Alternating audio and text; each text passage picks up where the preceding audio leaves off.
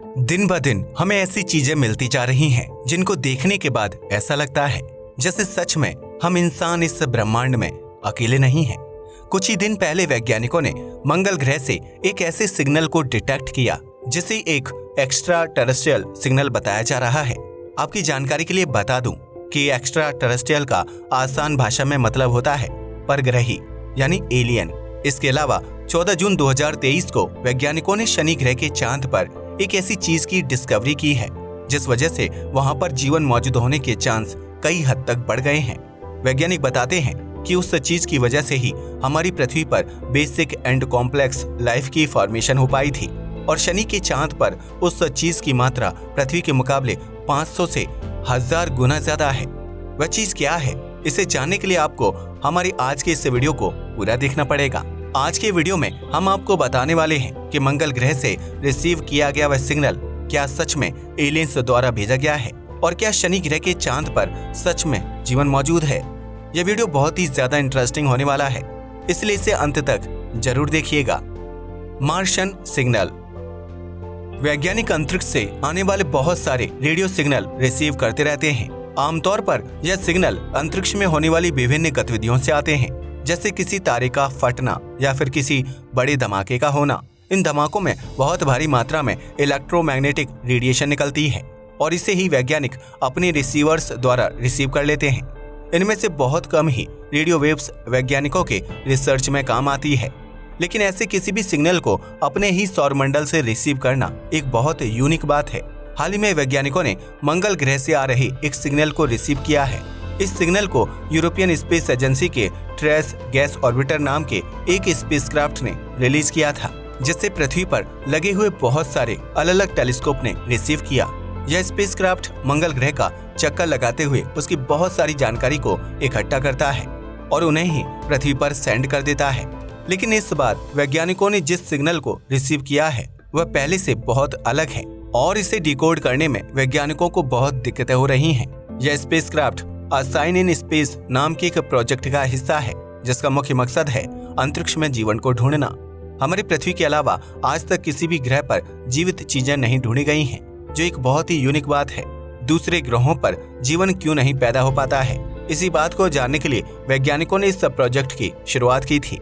कई कॉन्स्पिरेसी थ्योरिस्ट्स इस बात पर विश्वास करते हैं कि यह सिग्नल असल में मंगल ग्रह पर रह रहे एलियंस द्वारा भेजे गए हैं। वह एलियंस शायद मंगल ग्रह की सतह के नीचे रहते हैं और इसीलिए अभी तक हम इंसान उन्हें डिटेक्ट नहीं कर पाए हैं। वैसे कुछ वैज्ञानिक ऐसा भी मानते हैं कि मंगल ग्रह पर जीवन मौजूद हो सकता है और शायद वह सतह के नीचे ही मौजूद होगा। लेकिन जीवन शब्द से वैज्ञानिकों का मतलब होता है छोटे छोटे बैक्टीरिया, जिन्हें बिना माइक्रोस्कोप की मदद के देखा नहीं जा सकता है। मंगल ग्रह के इक्वेटर रीजन में तापमान 20 डिग्री सेल्सियस के आसपास रहता है, जो किसी भी लाइफ फॉर्म के लिए एक बहुत अच्छा टेम्परेचर है। हम इंसान भी इस तापमान में बहुत आसानी से जीवित रह सकते हैं, इसलिए किसी बैक्टीरिया का उस एरिया में पनपना कोई बड़ी बात नहीं है। लेकिन मंगल ग्रह के पास मैग्नेटिक फील्ड न होने की वजह से सूर्य से आने वाली हार्मफुल रेडिएशन डायरेक्ट उसकी सतह तक आ जाती है। ऐसे में किसी नॉर्मल बैक्टीरिया का वहां पर रहना इम्पॉसिबल है। आपको जानकर हैरानी होगी कि हमारी पृथ्वी पर कुछ ऐसे भी जीव जंतु मौजूद हैं जो अपने आप को रेडिएशन से बचा लेते हैं।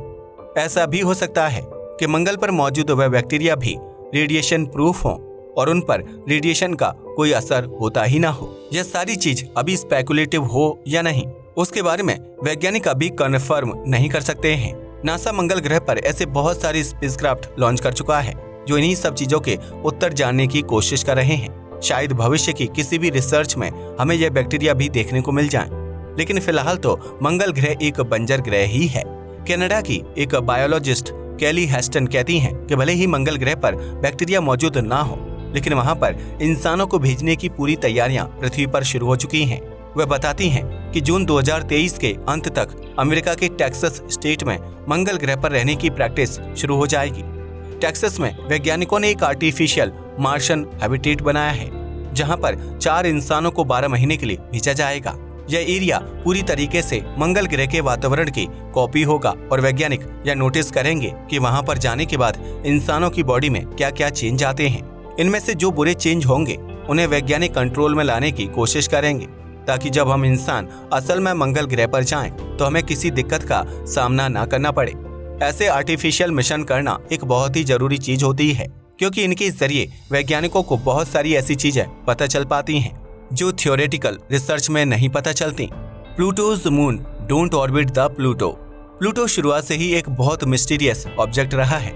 एक समय पर यह भी हमारे सौरमंडल के ग्रहों में गिना जाता था, लेकिन 2006 में इंटरनेशनल एस्ट्रोनॉमिकल यूनियन ने ग्रहों की एक नई डेफिनेशन बताई। प्लूटो ग्रह इस डेफिनेशन में फिट नहीं बैठ रहा था और इसीलिए इसे ग्रहों की लिस्ट से हटाकर डॉर्फ प्लैनेट यानी बौने ग्रहों की कैटेगरी में डाल दिया गया। प्लूटो की बहुत सारी विचित्र चीजों में से एक विचित्र चीज है इसके चांदों का ऑर्बिट। हमारी पृथ्वी का चांद पृथ्वी का चक्कर लगाता है, बृहस्पति का चांद बृहस्पति का चक्कर लगाता है, लेकिन आपको जानकर हैरानी होगी कि प्लूटो ग्रह का चांद प्लूटो का चक्कर नहीं लगाता है। इसका सारा दोष जाता है इसके सबसे बड़े चांद यानी चेरन पर। यह चांद प्लूटो जैसे छोटे ग्रह का चांद होने के हिसाब से बहुत बड़ा है। इस चांद का डायमीटर प्लूटो के डायमीटर का ऑलमोस्ट आधा है।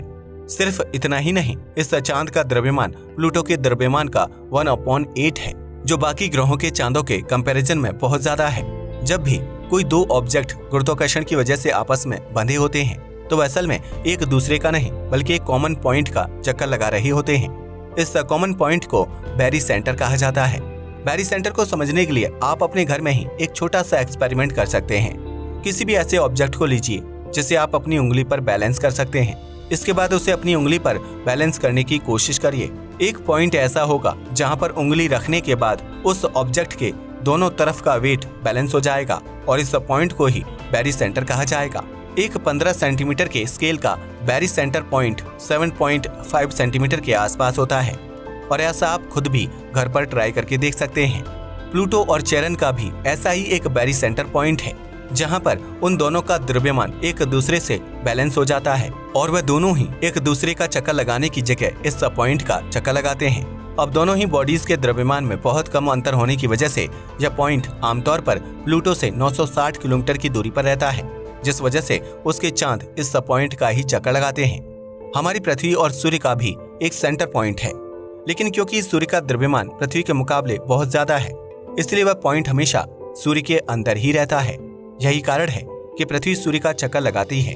आपको जानकर हैरानी होगी कि हमारे सौरमंडल का सबसे बड़ा ग्रह यानी बृहस्पति भी सूर्य का चक्कर नहीं लगाता है, लेकिन वह जिस पॉइंट का चक्कर लगाता है वह सूर्य के बहुत ज्यादा नजदीक है। इस वजह से ऐसा लगता ही नहीं कि वह सूर्य का चक्कर ना लगा रहा हो। प्लूटो ग्रह के स्टिक्स, निक्स, कर्बरस और हाइड्रा नाम के चांद भी चेरन की ही तरह प्लूटो का चक्कर नहीं लगाते हैं। वैज्ञानिक बताते हैं कि इन सभी की फॉर्मेशन कई साल पहले प्लूटो के एक ऑब्जेक्ट से टकराने की वजह से हुई थी। वह ऑब्जेक्ट भी प्लूटो के ही साइज का रहा होगा और जब वह इससे टकराया तो बहुत सारा मटेरियल इसके ऑर्बिट में जाकर इकट्ठा हो गया। समय बीतने के साथ साथ यह मैटर गुरुत्वाकर्षण की वजह से ही आपस में जुड़ने लगा और इन चांदों की फॉर्मेशन हुई। हमारे सौरमंडल में मौजूद ज्यादातर चांद ऐसे ही प्रोसेस की वजह से बने हैं। इनफैक्ट हमारी पृथ्वी का चांद भी थिया नाम के एक ग्रह के पृथ्वी से टकराने की वजह से बना था, जिसके बारे में हम ऑलरेडी एक वीडियो में चर्चा कर चुके हैं। प्लूटो के चांद के ऑर्बिट बहुत ही ज्यादा कॉम्प्लेक्स हैं और इनको समझने के लिए बहुत हाई लेवल मैथमेटिक्स और फिजिक्स का इस्तेमाल किया जाता है। प्लूटो के पृथ्वी से इतना दूर मौजूद होने की वजह से इस पर ज्यादा रिसर्च भी नहीं हुई है। यही कारण है कि ये ग्रह अभी भी हम इंसानों के लिए इतना ज्यादा मिस्टीरियस बना हुआ है। Life on Enceladus, a really massive discovery. जब भी सौरमंडल में हैबिटेबल सेलेस्टियल बॉडीज की बात आती है तो शनि ग्रह के 2 चांदों का नाम हमेशा सामने आता है। वह 2 चांद हैं टाइटन और एनसेलेडस। वैज्ञानिक जब भी किसी ग्रह या चांद पर जीवन ढूंढते हैं तो वह 6 एलिमेंट्स की अवेलेबिलिटी को देखते हैं। यानी अगर वह एलिमेंट किसी चांद या ग्रह पर मौजूद होते हैं तो उस पर जीवन मौजूद होने के चांस बहुत ही ज्यादा हाई हो जाते हैं। यह 6 एलिमेंट हैं carbon, hydrogen, nitrogen, sulphur, oxygen और फास्फोरस। इनमें से पहले 5 एलिमेंट्स को वैज्ञानिक ऑलरेडी एनसेलेडस पर डिस्कवर कर चुके थे, लेकिन छठे और सबसे मुश्किल से मिलने वाले एलिमेंट की खोज अभी भी बाकी थी। कुछ ही दिन पहले 14 जून 2023 को वैज्ञानिकों ने एक पेपर पब्लिश किया जिसमें यह बताया गया कि इस चांद पर फास्फोरस की भी डिस्कवरी हो चुकी है। यह एलिमेंट भी इस चांद पर मौजूद है और इसकी मात्रा भी बहुत ज्यादा है। उस पेपर में वैज्ञानिकों ने बताया कि कहीं कहीं पर यह फास्फोरस हमारी पृथ्वी पर मौजूद फास्फोरस से भी 500 गुना ज्यादा है, जो एक बहुत ही बड़ी बात है। अब शायद आपके दिमाग में भी ये सवाल आ सकता है कि आखिर क्यों यह एलिमेंट जीवन के लिए इतना ज्यादा जरूरी होता है। पृथ्वी पर मौजूद हर तरह के जीव के अंदर डीएनए मौजूद होता है, जो मॉलिक्यूल का एक बहुत ही कॉम्प्लेक्स स्ट्रक्चर होता है। इस स्ट्रक्चर के जरिए ही माता पिता की क्वालिटीज बच्चे के अंदर ट्रांसफर हो पाती हैं। इस स्ट्रक्चर की फॉर्मेशन में फास्फोरस का बहुत बड़ा हाथ होता है और इसीलिए यह एलिमेंट इतना ज्यादा इम्पोर्टेंट है। अगर पृथ्वी पर फास्फोरस ना मौजूद होता तो यहाँ पर कोई भी जीव जंतु पैदा नहीं हो पाता। चौंकाने वाली बात यह है कि जिस डेटा को वैज्ञानिकों ने एनालाइज किया है वह 15 साल पहले शनि ग्रह का चक्कर लगा रहे कैसिनी स्पेसक्राफ्ट द्वारा भेजा गया था। इस डेटा पर तब से आज तक रिसर्च चल रही थी और 2023 के जून महीने में आकर यह रिसर्च फाइनली खत्म होती है। इस फास्फोरस को कैसिनी स्पेसक्राफ्ट ने एनसेलेडस पर होने वाले वाटर गीजर में डिटेक्ट किया था। जैसा कि मैंने आपको पहले ही बताया कि यह शनि ग्रह का एक चांद है, जिस वजह से शनि का गुरुत्वाकर्षण इस चांद को बहुत बड़े लेवल पर अफेक्ट करता है। वैज्ञानिक बताते हैं कि शनि ग्रह के गुरुत्वाकर्षण की वजह से ही इस चांद की सतह पर प्रेशर बढ़ने लगता है। यही प्रेशर इसकी सतह के नीचे मौजूद पानी पर भी पड़ता है। यही पानी जब सतह में मौजूद क्रैक से बाहर निकलता है तो यह एक गीजर का रूप ले लेता है। इसी गीजर को कैसिनी स्पेसक्राफ्ट ने अपने मिशन के दौरान डिटेक्ट किया था। यह गीजर साइज में बहुत बड़े होते हैं और यह चांद की सतह से निकलकर अंतरिक्ष तक चले जाते हैं। इनमें निकलने वाला ज्यादातर पानी चांद की सतह पर ही रह जाता है, लेकिन काफी सारा पानी अंतरिक्ष में भी चला जाता है। इसकी वजह से चांद के आसपास एक रिंग की फॉर्मेशन होती है, जिसे वैज्ञानिक ई रिंग के नाम से बुलाते हैं। ध्यान रखने वाली बात यह है कि अंतरिक्ष में जाने के बाद यह पानी आमतौर पर बर्फ में कन्वर्ट हो जाता है और यह रिंग भी बर्फ की ही बनी हुई है। ध्यान देने वाली बात यह है कि फास्फोरस को इन रिंग्स में डिटेक्ट किया गया है, जिससे वैज्ञानिकों ने यह निष्कर्ष निकाला है कि इस चांद की सतह के नीचे भी फास्फोरस मौजूद होगा।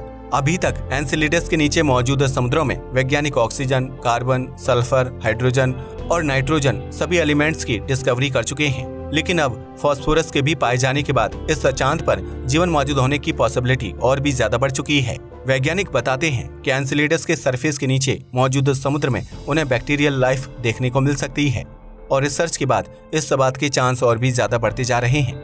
ऐसा भी हो सकता है कि उन्हें बैक्टीरियल लाइफ के साथ साथ कुछ कॉम्प्लेक्स लाइफ भी देखने को मिले, जो एक बहुत ही चौंकाने वाली डिस्कवरी होगी। अगर ऐसा सच में होता है तो एनसेलेडस पृथ्वी के बाद इकलौता ऐसा स्पेस ऑब्जेक्ट बन जाएगा जिस पर जीवन मौजूद होगा। वैज्ञानिक ऐसा बताते हैं कि इस चांद के समुद्र में मौजूद फास्फोरस की मात्रा पृथ्वी के समुद्र में मौजूद फास्फोरस की मात्रा से करीब 1000 गुना ज्यादा है। यह लाइफ के डेवलप होने के लिए एक बहुत अच्छी खबर है, क्योंकि यह समुद्र ऊपर से एनसेलेडस की बर्फ से ढका हुआ है और इसलिए बाहर से आने वाली कोई भी रेडिएशन इससे इफेक्ट नहीं कर सकती। अब देखना यह होगा कि भविष्य में होने वाली रिसर्च में हमें सच में इस चांद पर जीवन मिलता है या नहीं। वैसे आपको क्या लगता है, क्या यहाँ पर बैक्टीरियल लाइफ मौजूद होगी या नहीं? हमें नीचे कमेंट करके जरूर बताइएगा। आज की वीडियो के लिए बस इतना ही। धन्यवाद।